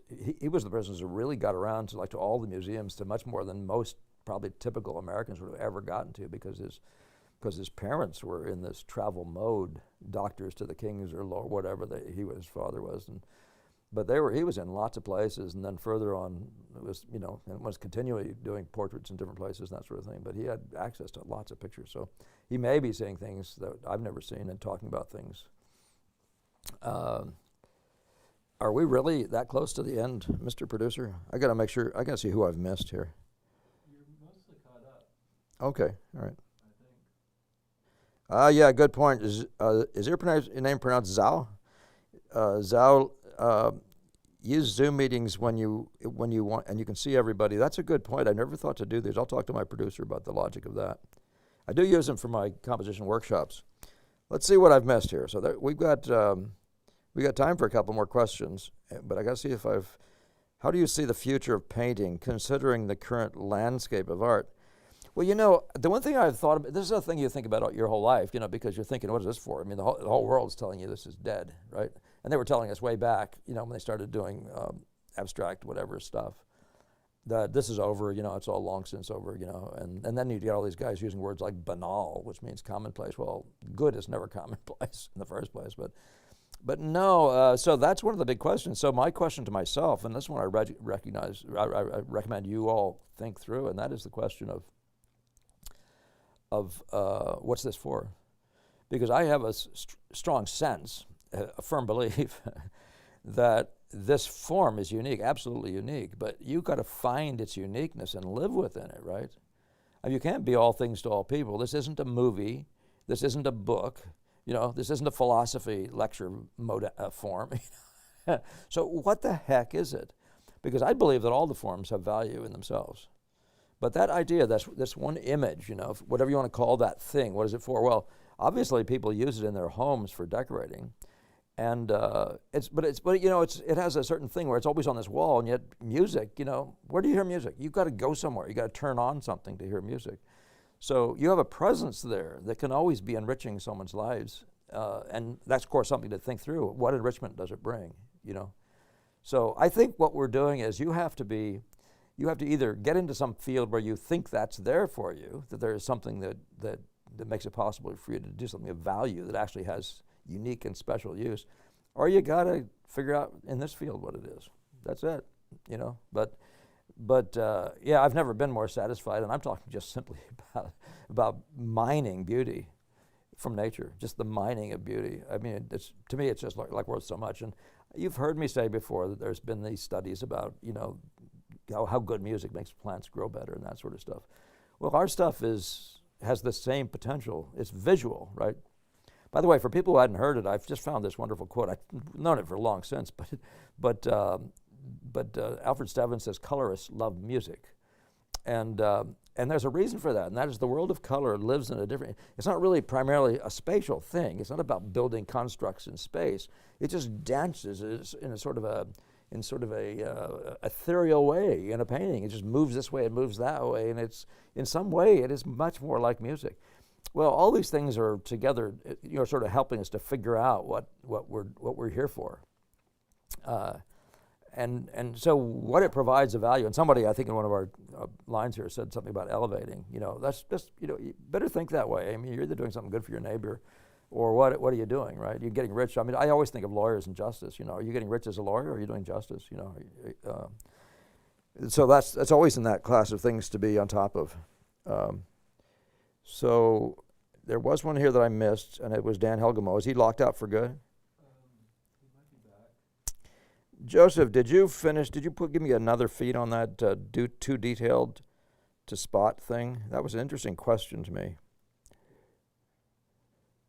Oh, here's one. Do you think that sacrificing aspects of the objective truth in interpreting the visual world, this is Toby, in interpreting the visual world for the good, exploring an axiomatic truth, aligns with the visual order method? Well, objective truth. So if you mean objective truth, meaning every nut and bolt, you know, and every I cross and every T, all that sort of thing, that sort of thing has never been the purpose of painting in the first place. There's always this selection process. It's always there. So if you mean objective truth, well, the beauty if you're a minor, you know, if you're an impressionist, the beauty we're talking about actually is the truth in front of you. It's either beautiful or not beautiful. Your job is to mine it. But you found a particular thing about it that you're trying to share. You're trying to say, don't you see? And so it's something about light, or something about the color, or something about something, right? And you're trying to be that. You're trying to carry that to somebody, and you're also trying to carry it in a good composition. You know, so you have to be able to do all that work of getting your picture well composed, and your colors well distributed, and your lights dancing, and all that sort of stuff. So there's always this limitation. If you're a guy who just thinks the objective truth is nuts and bolts and putting eyelashes on, and whoever can get the most angels dancing on the head of the pin wins, that would be a different model. And I'm not sure if that's what you mean, but I wonder. But that's what I mean when I think of these. What I think of when I think of these things. Mr. Producer, did you say that Mr. Helgamo was permitted back in the room again? I have this question. If you have it there? Yeah. Oh yeah, you want to just pop it onto here? Yeah. Oh, read it to me. Yeah, read it to me. I'll try to go from there. He said, I'm particularly looking for commentary on situations that you may cut an edge or paint light into dark, such as lesser edge or value shift, a secondary area as opposed to a major player. And then a second later he goes on to say lighter over dark, where a lighter tone may be painted into darker, lesser value contrast, or even paint out a light over dark to recut an edge with more accuracy. Yep. Give yourself a second chance. Yeah. Yeah, if you're talking about, I mean, I really try not to limit myself. You know, there are these rules of thumb, right? And what a rule of thumb is, you start laughing a little bit, because rule of thumb means you don't always do it. Are there absolute rules? Yeah, the absolute rule is listen and see what you should do next by listening to nature itself lead you, right? That's the absolute rule. But even if you're a certain kind of painter, there's still going to be some other things. Like, for example, I do really recommend that, as you might say, in the nearest thing to an absolute rule, that you start with the color, right? Hit the color note, and then you begin your drawing. The color value, and by the way, in color you talk about the value first, and then the intensity, and then the hue. But if you're talking like in this picture here, Daniel, I'm going to show you this again. I'm going to leave it here, Mr. Producer. You can bring that back up, I think. You want to see that? Yeah, I want to see this picture again that I've got on my computer. Just showing you this decamp again. But for example, in this, say, this piece of the ear, talking about minor contrasts, that piece of the ear, it could very well have been that there's this big, broad midtone here that just shifted over into light, but at some point he had to come over here and make this little notation right here. And as long as, there's no reason why he can't put white paint there and move it into the dark and actually draw the edge with that dark. There's no reason that can't happen. So don't feel like you're obliged, even though we say draw with the darks. That's a fundamental rule of thumb. But don't be stuck on those things. Do what's most efficient at the time. I have students who will paint out entire areas, by the way, and I'll say, why did you do that? Most of that was right. And so that person didn't have the skill or the knowledge that they could avoid that rule of painting wet into wet and just put a notation down that will take care of it. For example, if you suddenly wanted the color to go higher, could you set that light right there? Well, you set it there if it worked. Now, by the way, you really don't want to set lights over darks, but if you set it there and it worked and you saw the values right, if you can find a way to just tie it on, wet on dry, then that's perfectly okay. Don't feel obliged to do perfectionist stuff, right? That's too strictly hanging to the rule of thumb. Rule of thumb defies the very idea of perfection. It means it's largely we do this, mostly we do that. And it's a good idea to mostly do it this way. You get better results on average. But the other thing is, so you got something like this in the wrong place, you're needing to move it, or you need to redraw this whole shape. I'm looking at the back of this cello. You would hit this note, you'd push it into the dark, especially if you draw a long piece of it. You'd push that note right into there. Sargent would say push it in a half inch, I think he said, or an inch. And then you're going to come back and articulate. You're going to match this note again, and you're going to articulate that shape freshly, however wherever the needs are. But yeah, push it out, push it well in, and then draw with the darks. That does not work the other way around, just so people know who are thinking out there. Don't push your darks out and try to draw with your lights. You're going to have a mess on your hands. So that's why it's a one-way street, the general rule of painting with your darks. Are we there, Whitaker? Have we got more? Do we have more? I've been calling you Mr. Producer. Some of you guys have told me to call him by his name, so I finally got there. But yeah, I appreciated that, by the way. Treat our editors and all that sort of stuff with respect. All right, I'm going to take more questions. I think we're right at the end or near it. Oh, yeah. So I've been told, to remind you all that we have intensive workshops. We've done them a couple different years in a row now, and they go on for 4 to 6 weeks. I'm there with you 3 or so of those days every week, and you're there 5 days a week. And you're just working and working and working. And I use it primarily to try to take people who have skills to the next level of understanding the visual order and trying to work with visual order at the expense of your previous ways of working. So some of that takes intensive stuff. So please stay tuned for that. Get your name into us, your emails and stuff with that point, and we'll get you onto the list of people who need to be informed about the upcoming workshops. I will try to do also a composition workshop this summer. The intensive workshop, by the way, includes still life setups, interior type things, and portrait. So just so you have, we cover a pretty good range of this stuff. But everything that I do and the way I work is what I lay in front of you and try to put you right to work at it, okay? So yeah, that's important. We're going to put the links to Facebook and Instagram where all this stuff always shows up. We'll put those links on the screen as well. All right, so can we get a link, Mr. Producer? What is that? You did? Oh, that's what this is. That's what that link is. Okay. All right. You're welcome, Toby. Very pleased. Okay, here's something that says ugly. I got to see this. Have you seen this documentary, Why Beauty Matters? I have seen that, Roger Scruton. I come from Romania, and I can say that beauty is something that's being turned into ugliness. So much to talk about. Yeah. Oh my golly. Yeah. Well, that's where I don't get any pleasure out of the world of nastiness. I mean, it just seems like it's grinding me down and destroying me, like physically. Never mind spiritually and all the rest of that stuff. So. The elevation of the mind, I mean, that's the classic. It comes with the Renaissance. And by the way, I don't know what was there before. The Dark Ages were what they were, some nasty, creepy stuff.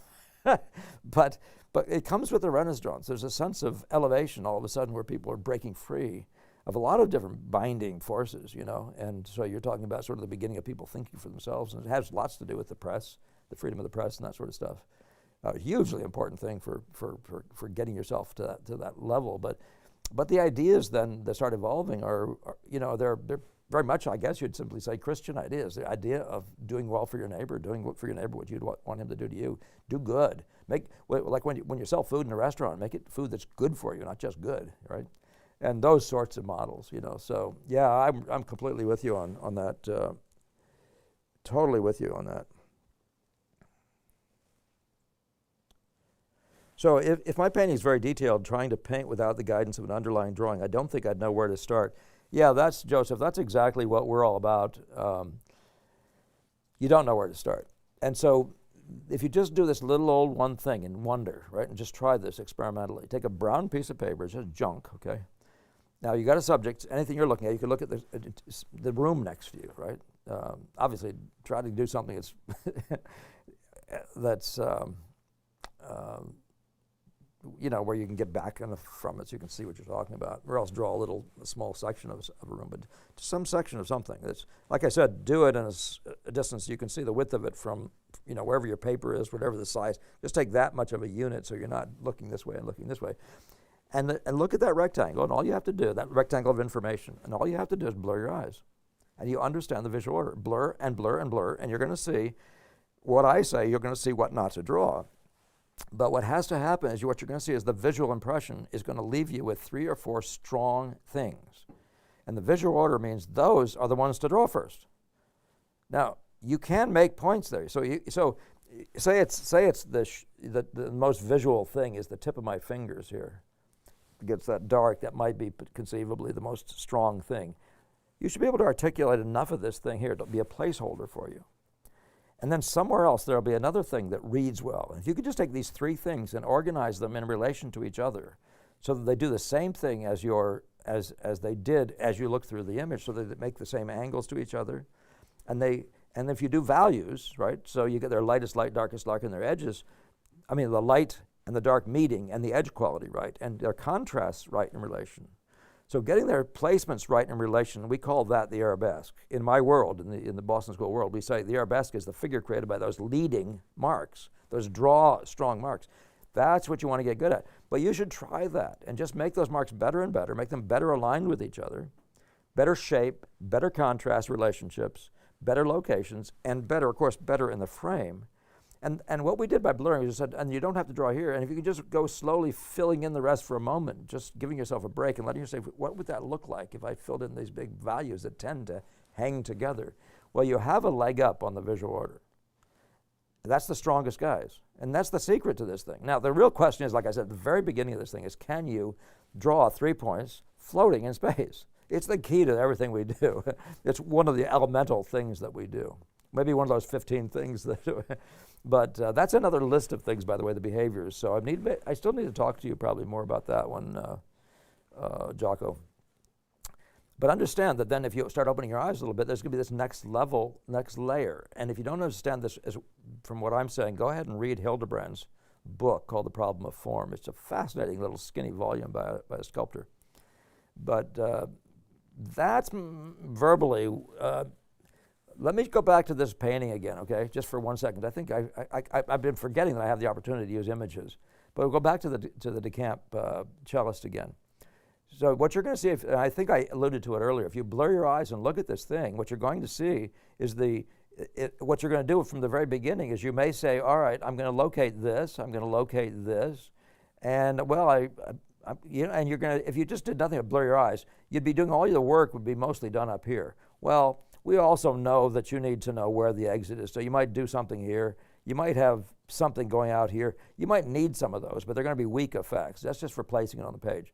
But if you blur your eye, you understand that you can do this. You can actually articulate this, say this section of this. You should be able to do that and get it right to say this section here, including this point here, and get those to appear right to each other by angle or whatever's next. So it could be, say, this corner right here. That might be one of your players, right? Or the exit, right? So can you align this with just this? And just think about points. Don't think about getting the head right. Get these points right and get them to feel like they're in the right place in relation to this rectangle. Now, most paintings are going to have readable stuff in other places. They're going to help you to know where you are in the grand orientation of things. But that's where it all begins right there. If you can blur down enough so you can just see those few points, you have the beginning of our way of thinking. There's nothing purist about this. Again, this is rules of thumb, but the visual order is real. And if you understand that we're not trying to do anything below its time, before its time, that's no wine before its time, right? One of my students quoted that to me recently again. I want to, by the way, remember to thank you all for your kind donations over this last couple of years. It's been really, really nice. Some of the YouTube funding is kicking in too, which has been, which is helping us to stay here. And then I think my producer is going to put up the PayPal thing. You can go to studio.ingbretson.com and PayPal. Go to PayPal there. I think if you just type in PayPal at ingbretsonstudio.com, you can actually see the place where you can hit a button and do your thing. I keep losing my location here.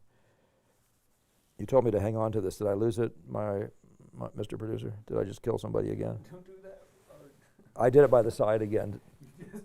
I just killed everybody again? Theodora again.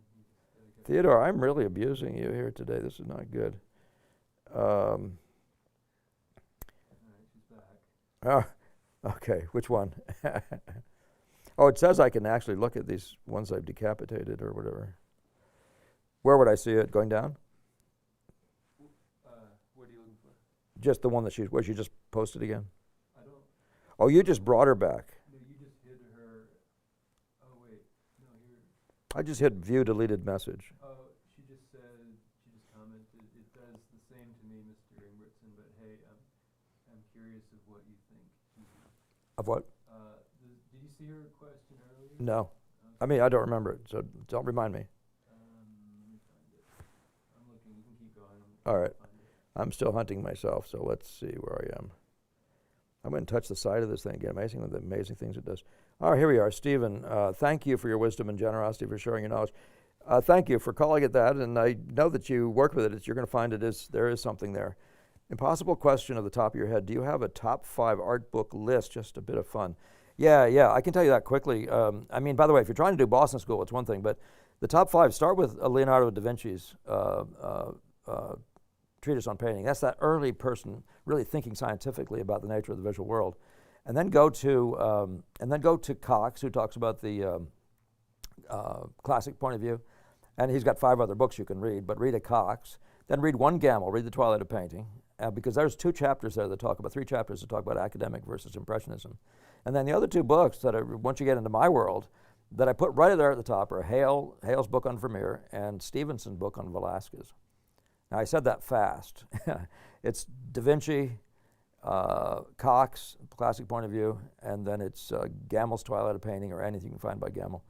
And there are 5 books, I think, by Gamble at least. And then Hale's book on Vermeer, if you want to really understand what I'm talking about and what Sargent does, and because Sargent and Stevenson come from the same place, it's a Stevenson book on Velasquez.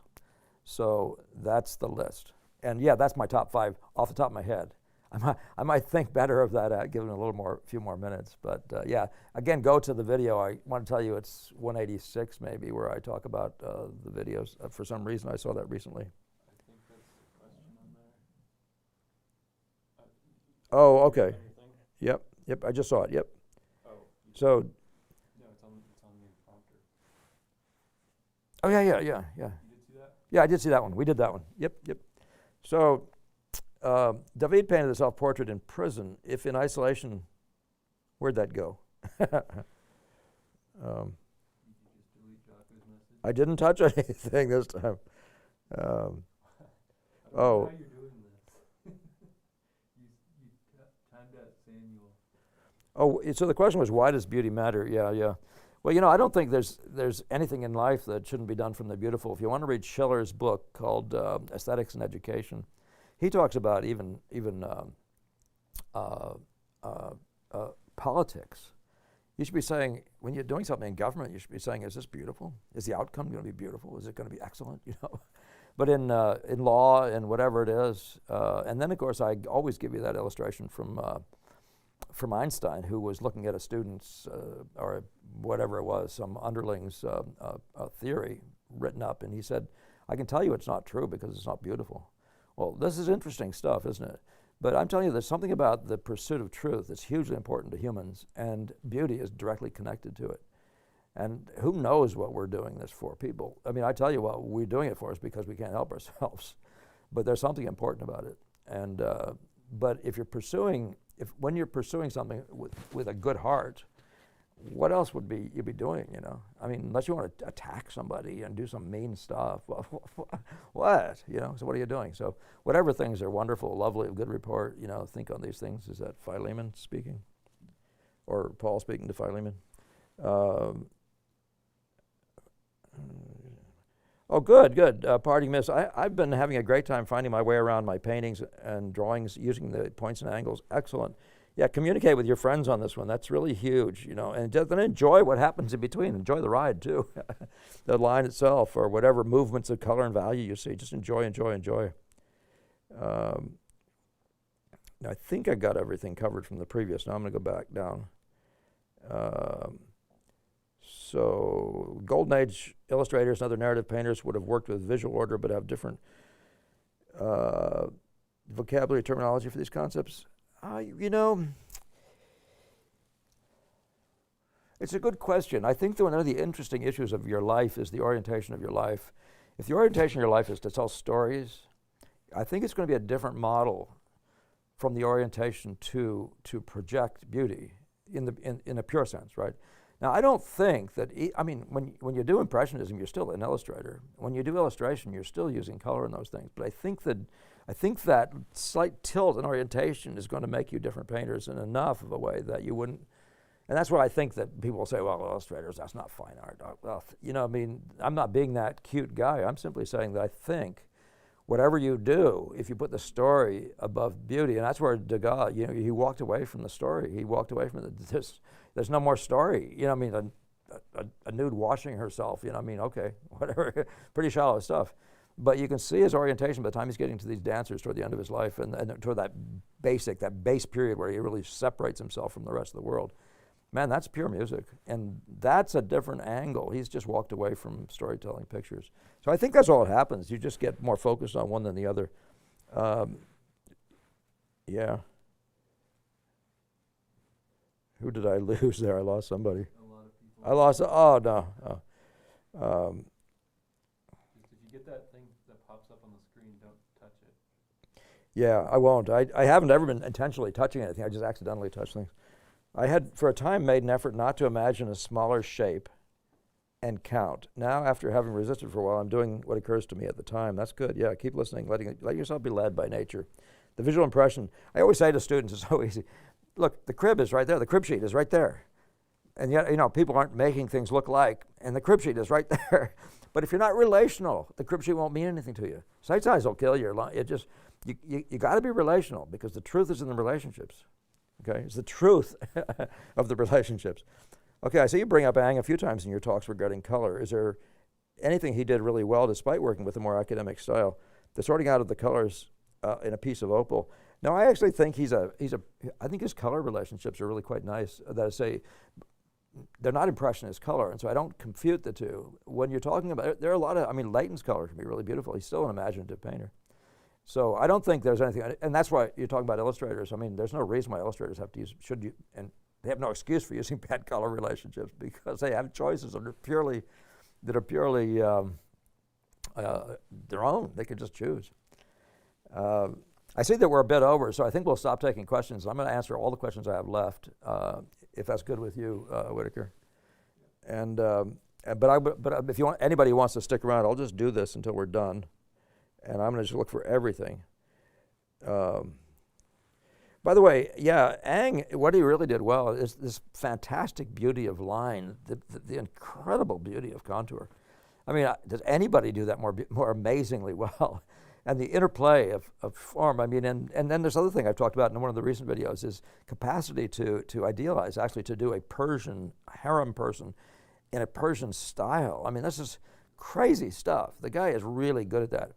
I've mentioned before, if you haven't heard it, that I've talked about it before briefly, that there was a Beaux-Arts magazine I saw as a young student where there were 5 students by Ang, or one student maybe mostly, where you could see the drawings go from drawing the figure like life, like every other class you'll see, to getting really good at it by the time you get to number 3. And that number 4 or so of these 5 drawings that are shown side by side in this article, you start seeing this guy take on the mentality of the idealization. That's a drawing to an ideal. Now, an ideal would be, the Greeks.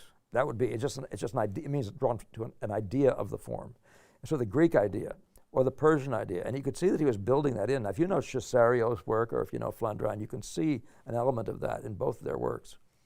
And there's another one that does it maybe even more. But that's something, that's really special stuff. He's also a good designer, but I don't think he's as good as Rubens, for example. I think Rubens is remarkable that way.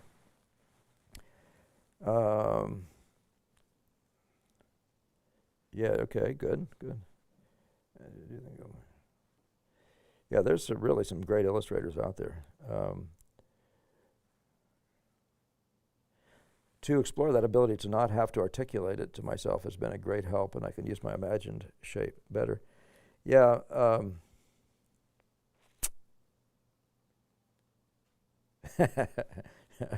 Sorry, guys, Paul's phone won't be at admin next time.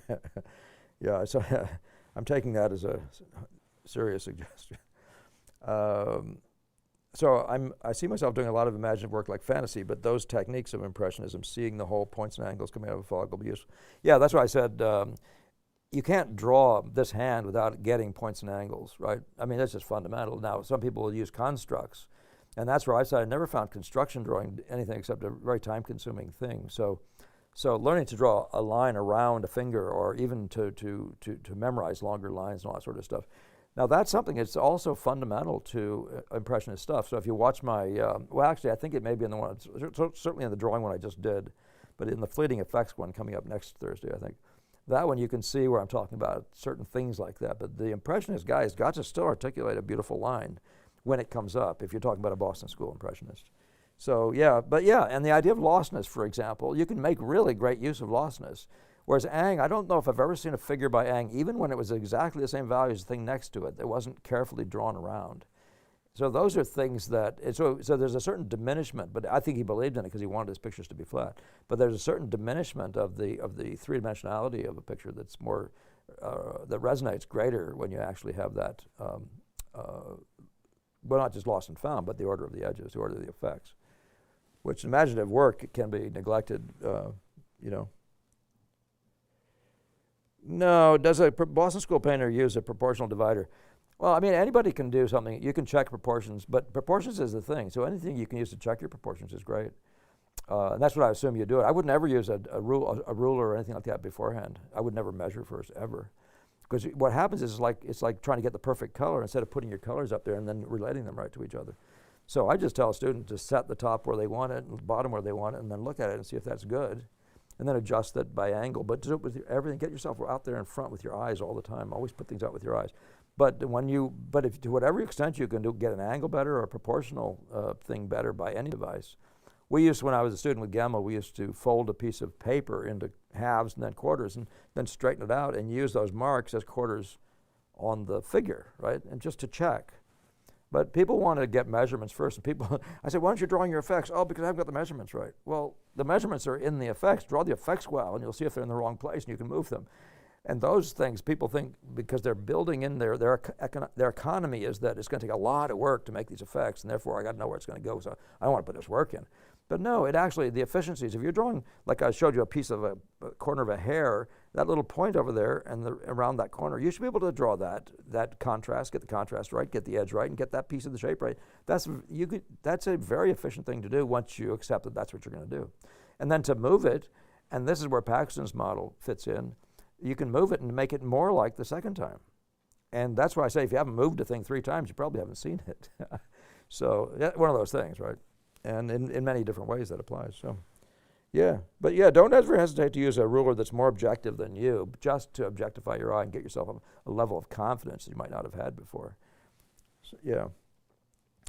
Noticing that not only size, but also hue, chroma, saturation, angle, and other visual phenomena have proportion as well has been huge for me. Yeah, it is huge. The idea of seeing proportions in color and chroma, that's brilliant stuff. It really wakes you out completely out of this world of the two-dimensional. And as you can see, you can't, I mean, some people say you can sight size color, but you can't sight size color. I often say, don't you realize that if you're looking at a canvas turned away from the light, but your cast, if you're painting a cast, your cast is turned toward the light, you'll never be able to actually match that value. That's all you have to know to understand that sight size isn't the thing, it's effects. It's the illusion. So you say, let this be my lightest light, and you do your very best to get a white that has some color in it so that it has some quality, right? You say, let that be my lightest light. Then, and therefore, what will this have to do and that have to do and all that sort of stuff. And so the sharpness of the edges will be a factor in getting the light. The intensity of the color will be a factor in getting the light to look right and all those things. So those things can't simply be measured. So this idea of being relational in all these ways is really a big deal. Ed, how the heck are you? It's nice to see you. Beauty is truth, truth, beauty. You are Keats, Ode on a Grecian Urn. Yep, that's all you know on earth and all you need to know. Yeah, the good, the beautiful, the true, can we keep that in our mind? In these convoluted days, that's something we ought to all really be reminding ourselves of. Just, again, maybe if you haven't had a chance, read those couple essays by Schiller on aesthetics and education. Really, it's a bit of an education, even though they're unfinished essays. Is that the end of our stuff, Whitaker? All right. Well, guys, I'm going to leave you on that note. I'm going to go back one more time. I'm going to make sure I didn't leave anything coming out of a fog. Yeah. I'm really excited for all you guys who have made attempts to do this, and I will do anything I can. I really, you understand what I'm doing here is I'm trying to put something before people that's useful. Admittedly, what I was really trying to do initially was to market the ideas of the Boston School and to separate them from what people were claiming was the Boston School. But now I'm beginning to realize, and by the way, all my teaching days have been, I'm trying to give this away. I can't afford to give it away because it takes time. And it's hard to keep, food on the table if you give, but I'm so close to giving it away comparatively. People are trying to get rich off of every person who comes in. I'm not doing anything like that. So my mood, though, is to make sure I give you with clarity what I have, even if you have to pay a little something for it. But here, this is the nearest thing I can get to actually giving it away. So anything I can do as you guys are sorting out how to do this, try me, okay? Somebody suggested sending a video of them working a little bit. Apparently you guys can do all kinds of crafty stuff. I need a producer to do that. Or showing me shots. If you send me a picture of something you're working on, make sure you send it to me with a side-by-side shot of the same thing. The camera's going to distort the heck out of both of them. I understand that, but there may be some things I can mention to you. And if you can show me a series of them, show me what you did in the first hour and the first day and and do things like that. And if you want to show me a series, I can probably give you information. Yeah.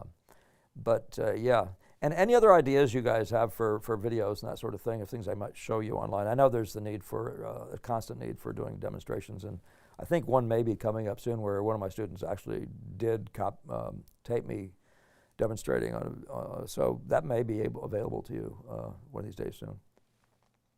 Okay, well, all right, on that note, I think we'll take off, and I think we may do this sooner than later the next time. The numbers have been moving up so decidedly in the subscription world that maybe we'll just plan on doing it in a similar time frame, within a month or two or whatever it was. How long has it been, Mr. Producer? Has that been? More than a month. It's been more than a month. January, early January. Yeah. So maybe we can think about maybe 6 weeks from now trying to do another one. Different people do different things. Let me know at any point you want any of the materials we've told you are out there, the book list, my article, Art and Revolution, about the history of the modern thing. If you want to talk about, if you want my list of, I may even have an online version of the Shop Talk of Edgar Degas if that's not available to you out there. But a numbers of things like that, some of the Gamma essays. What was the one I just recently did? I pulled together these quotes from Alfred Stevens. I'm somewhere in the neighborhood of 150 quotes, most of which I hardly agree with, lots of which are very practical, some of which are kind of hard to want to believe. But anyway, just whatever I can do, let me know.